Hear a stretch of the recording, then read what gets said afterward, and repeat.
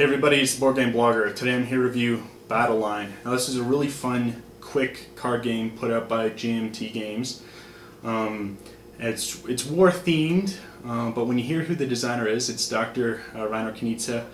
It's really just, it's the war theme on it.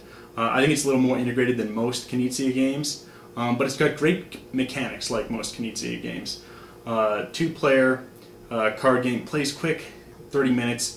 I really like it. It's a great game as a filler, and sort of the theme is Alexander versus Darius, Greeks versus Persians, and what you're doing is you're playing down cards. Now cards come in different suits and in different colors, and you're trying to simply get the best suit for the line.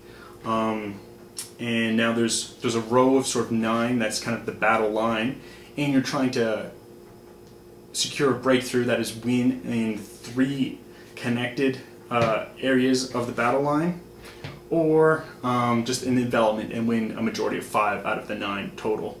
So you have your normal deck of cards, which are just numbers and colors, 6 different colors. And then you have a special deck of cards, sort of tactics cards, which can affect the normal rules of the game. Rule book, you know, it's just 4 pages, pretty easy to understand.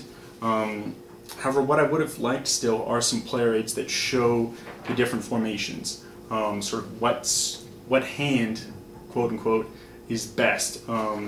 Because what you have is you're playing your cards on the board, it's in 3s. And then a wedge, which is 3 cards of the same color with consecutive values. That's the best kind of hand you can get, and that will defeat your opponent unless they play the same thing with simply a higher value.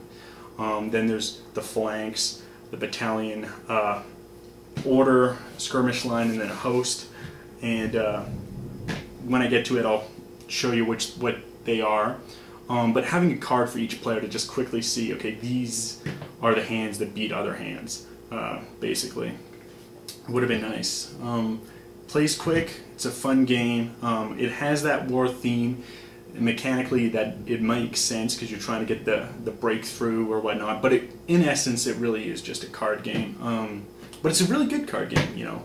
Knizia designs good card games, and you've got your player interaction. You're trying to block what your opponent's doing, trying to get out that better hand, and you're playing cards down one at a time. So, oh, maybe it looks like I'm going for one formation, I've only got 1 card down, he's played something else, okay, I need to react to that. It's a fun little game, but why don't we take a look at how it actually plays. Okay, so here's just sort of an illustration of the different formations. So this is the best formation you can get. That's a wedge. That's the same color, all green, in a consecutive order, so a 5-4-3. That will beat any other type of formation, and it can only be beaten by another wedge of a higher value. So if somebody else had, say, a 7, 8, 9 of any color, say orange or yellow, that would beat this wedge. Now you've got the flanks, which is 3 cards of the same value. So 3 4s, here all hoplites, that will beat any lower formation, and can only be beaten by another flanks, so you know, 3 5s, or the wedge, which would be all the same color and consecutive. Next, you have the battalion order, which is simply 3 cards of the same color.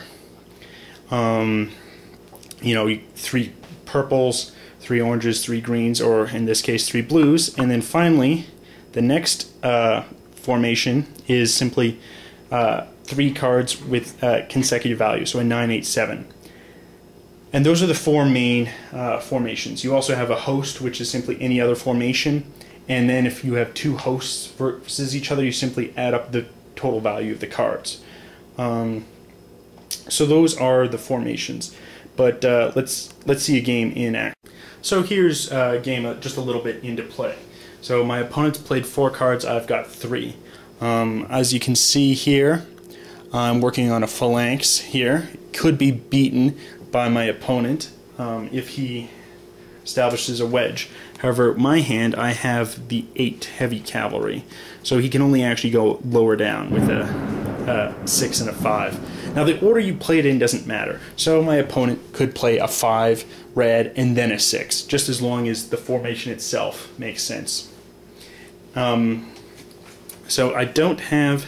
Well, I've got another 2 here, so I can throw that down, complete my hand, or I can start battling somewhere else. You know, we can see my opponent's working on flanks there. I've got 2 10s, might be good to try and start there, so I'm going to throw a 10 down here. Now I drop back up to 7 cards. Now I can choose to take just a normal card, or I can pick from the tactics deck. Now the tactic cards are unique as in they affect the game, but you can only ever have played one more tactics card than your opponent. So if I already play one tactics card, I cannot play a second one until my opponent has played at least one. And just to show you, here's what some of them are. So this is sort of a play this card like any card value of 8, sort of a wild 8. Deserter, choose any troop or tactics card from the opponent's side next to an unclaimed flag and discard it. Excuse me.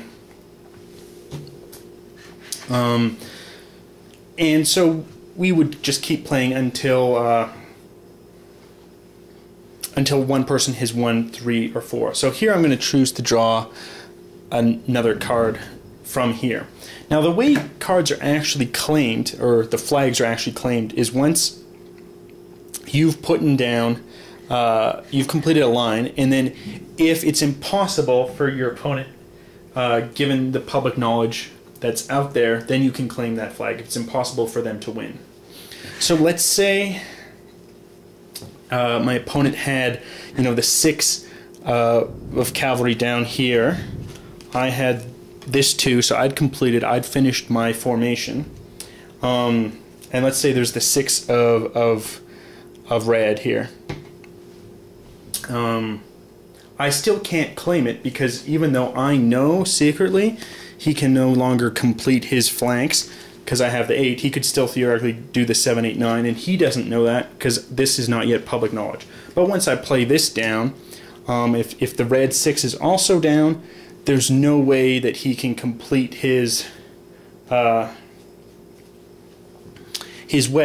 Now he could still beat me with the flanks, but let's say he was gambling and he'd also thrown down, say, the 9, like that, and he was hoping on getting this 8. As soon as I play this 8 down, he can no longer form his wedge. He can't form his flanks of 7 because he's got 2 different numbered cards there, and now I can claim this flag, and I just put it simply behind the card. So I've won that part of the battle line. It's going favorably to me. Now to secure a breakthrough, I would need to win these 2 as well, or a total of 5. So it's just simply a card management, hand management game. You're reacting to where your opponent plays cards. You know, you don't really want to commit your forces to some part of the battle line until you know you can really win, but you have to play a card each turn. So it's a very interesting card game. For you know, half an hour, you've got this war theme. I think it's a very fun game. Plays quick. It's great as a 2-player filler. Definitely would recommend it. Anyway, till next time on the board.